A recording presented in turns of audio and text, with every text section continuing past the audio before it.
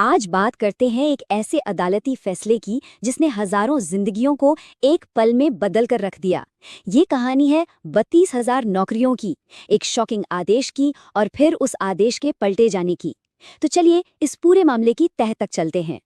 32,000 ये सिर्फ एक नंबर नहीं है, ये उन 32,000 प्राइमरी टीचर्स का भविष्य है जो एक झटके में दांव पर लग गया। ये पूरा मामला पश्चिम बंगाल के चर्चित कैश फॉर जॉब्स टेट भर्ती घोटाले से जुड़ा हुआ है और ये संख्या इस पूरे विवाद के बिल्कुल सेंटर में है। साल 2023 कलकत्ता हाई कोर्ट की एक सिंगल बेंच ने एक बहुत बड़ा फैसला सुनाया। 2014 की शिक्षक पात्रता परीक्षा या टेट के आधार पर भर्ती हुए लगभग 32,000 टीचर्स की नौकरी को रद्द कर दिया गया। सोचिए ये कितना चौंकाने वाला फैसला रहा होगा, जिसने पूरे राज्य में एक तरह से हलचल मचा दी थी। तो सबसे बड़ा सवाल यही है कि आखिर इतनी बड़ी संख्या में नौकरियां रद्द क्यों की गईं और क्या ये फैसला आखिरी था? चलिए आज इन्हीं सवालों के जवाब ढूंढते हैं और समझते हैं कि कानून, प्रक्रिया और इंसानी पहलू के बीच ये लड़ाई आखिर कैसे सुलझी। इस पूरे केस को समझने के लिए इसकी टाइमलाइन पर एक नज़र डालना बहुत ज़रूरी है। देखिए, 2014 में टेट का एग्जाम होता है। इसके बेसिस पर 42,500 टीचर्स की भर्ती होती है। फिर सालों बाद 2023 में अचानक एक सिंगल जज बेंच इनमें से 32,000 नौकरियों को रद्द कर देती है और फिर हाल ही में एक डिवीजन बेंच इस फैसले को ही पलट देती है। तो सबसे पहले ये समझते हैं कि आखिर वो सिंगल जज कौन थे जिन्होंने इन नौकरियों को रद्द किया और उनके पीछे की वजहें क्या थीं, उनका तर्क किस बुनियाद पर खड़ा था। सिंगल जज के फैसले के पीछे मोटे तौर पर दो बड़ी बातें थीं। पहली कि कैंडिडेट्स के लिए कोई एप्टीट्यूड टेस्ट हुआ ही नहीं और दूसरी भर्ती की पूरी प्रक्रिया एक बाहरी एजेंसी को आउटसोर्स कर दी गई थी। इन अनियमितताओं के आरोपों को देखते हुए उन्होंने माना कि पूरी प्रक्रिया ही फ्लॉड थी, यानी दोषपूर्ण थी। लेकिन जैसा हमने कहा, कहानी यहीं खत्म नहीं हुई। मामला हाई कोर्ट की एक बड़ी डिवीजन बेंच के पास गया और उन्होंने सिंगल बेंच के आदेश को पूरी तरह से पलट दिया। अब सवाल ये है कि डिवीजन बेंच का नजरिया इतना अलग क्यों था। डिवीजन बेंच के फैसले का जो पूरा सार है ना, वो इस एक लाइन में छुपा है। जस्टिस तपृत चक्रवर्ती और जस्टिस रीतो कुमार मित्रा की बेंच ने साफ साफ कहा कि सिर्फ कुछ अनियमितताओं की वजह से आप पूरी भर्ती व्यवस्था को ही ध्वस्त नहीं कर सकते, खासकर तब जब सिस्टमैटिक मैलिस यानी प्रणालीगत दुर्भावना साबित ही न हुई हो। तो यहाँ पर हमारे सामने एक ही केस पर दो बिल्कुल अलग अलग न्यायिक नजरिए हैं।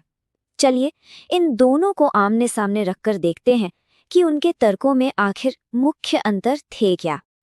जैसा कि आप देख सकते हैं, एक तरफ सिंगल बेंच का कहना था कि प्रक्रिया में जो गड़बड़ियां हैं वो इसे रद्द करने के लिए काफ़ी है। वहीं डिवीजन बेंच ने कहा कि देखिए, प्रणालीगत दुर्भावना या कोई बड़े पैमाने पर धोखाधड़ी तो साबित ही नहीं हुई है। डिवीजन बेंच ने इस बात पर जोर दिया कि भ्रष्टाचार के आरोप और साबित हो चुकी धोखाधड़ी, इन दोनों के बीच एक साफ अंतर होता है और यही इस मामले का सबसे अहम कानूनी बिंदु था। कोर्ट ने यह भी पाया कि सिंगल जज अपनी याचिका की मूल दलीलों से भी आगे निकल गए थे। अब ये फैसला सिर्फ कानूनी दांव-पेच के बारे में नहीं था। डिवीजन बेंच ने मामले के इंसानी पहलू और कुछ बड़े सिद्धांतों पर भी गौर किया जो इस केस के लिए बेहद जरूरी साबित हुए। कोर्ट ने उन टीचर्स के बारे में सोचा जो 9 साल से अपनी सेवाएं दे रहे थे। बेंच ने माना कि इतने लंबे समय के बाद किसी की नौकरी छीन लेना उनके लिए अतुलनीय कठिनाई पैदा करेगा। ये अपने आप में एक बहुत बड़ा मानवीय आधार था। अब इस केस में जो सबसे दिलचस्प कॉन्सेप्ट है वो है सिस्टेमिक मैलिस का सिद्धांत। डिवीजन बेंच ने ये तय किया कि पूरी भर्ती प्रक्रिया को रद्द करने के लिए आपको ये साबित करना होगा कि सिस्टम को ही गलत इरादे से बनाया गया था। सिर्फ प्रक्रिया में कुछ खामियां होना काफी नहीं है, जब तक ये साबित ना हो जाए कि धांधली करने के इरादे से ही पूरा सिस्टम बनाया गया था। इसके अलावा कोर्ट ने कुछ और भी जरूरी बातें सामने रखीं, जैसे सिर्फ इस आधार पर कि कोई आपराधिक कार्यवाही चल रही है, किसी की नौकरी खत्म नहीं की जा सकती। रिकॉर्ड में ऐसा कोई आरोप भी नहीं था कि सिर्फ पैसे देने वाले कैंडिडेट्स को ही ज्यादा नंबर मिले। ये सिद्धांत उन ईमानदार टीचर्स को बेवजह की बदनामी से बचाता है जिनका इन गड़बड़ियों में कोई हाथ नहीं था। तो इस पूरे मामले से आखिर हमें क्या सबक मिलता है, इसका निचोड़ क्या है? दरअसल ये फैसला न्याय और व्यवस्था के बीच एक बहुत ही नाजुक संतुलन बनाने की कोशिश करता है। इस फैसले का सबसे बड़ा टेकअवे ये है कि ये एक सिस्टम को बिना ठोस सबूतों के सिर्फ आरोपों के आधार पर बिखरने से बचाता है। ये स्थिरता को प्राथमिकता देता है जब तक कि बड़े पैमाने पर धोखाधड़ी निर्णायक रूप से साबित ना हो जाए। ये एक तरह से एक बहुत बड़ा स्टैंडर्ड सेट करता है कि हजारों नौकरियों को रद्द करने के लिए सबूत का स्तर कितना ऊंचा होना चाहिए।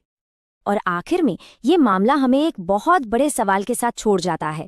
एक तरफ भ्रष्टाचार के गंभीर आरोप हैं जिनकी जांच होनी ही चाहिए, और दूसरी तरफ हजारों लोगों की नौकरियां और उनकी जिंदगियां हैं। इन दोनों के बीच सही संतुलन आखिर कैसे बनाया जा सकता है, ये एक ऐसा सवाल है जिस पर हमारी न्याय व्यवस्था को हमेशा विचार करना होगा।